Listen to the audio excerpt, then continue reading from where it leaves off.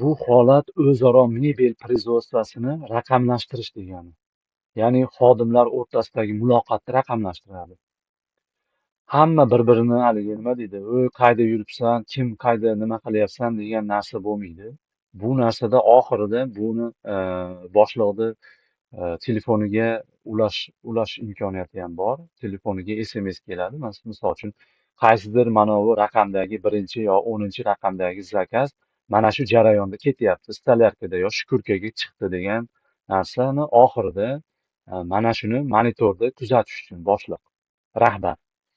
Endi hech kimni orqasidan bir haligi nima deydi, sen nima qilyapsan, sen qayerga boryapsan, sen nimaga buni kechiktiryapsan degan narsani oldini olish uchun bu monitorda katta ekran qo'yib qo'ysangiz mebel производствоga mana shunday mana shu katta ekranda ko'rinib turadi.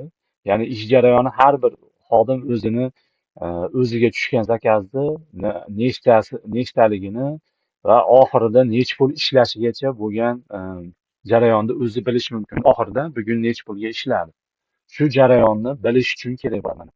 И aytaylik 9-chi zakaz qaysidir holatda o'tib, mana sborkaga keldi degan narsa oxirida boshliqqa ham xuddi shu rahbarga monitorda agar anaqa dostupi bo'ladi rahbar, shunday dostupi bilan kirib, ssilka bilan oddiy bitta ssilka bilan kirib, mana shu zakaz bu jarayonda ketyapti. Aytaylik 8-chi zakaz raspildan o'tdi, kromkaga o'tdi.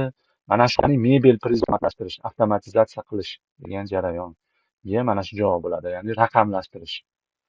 Ya'ni o'zaro muloqotni, har bitta xodimni o'rtasidagi muloqotni raqamlashtirish.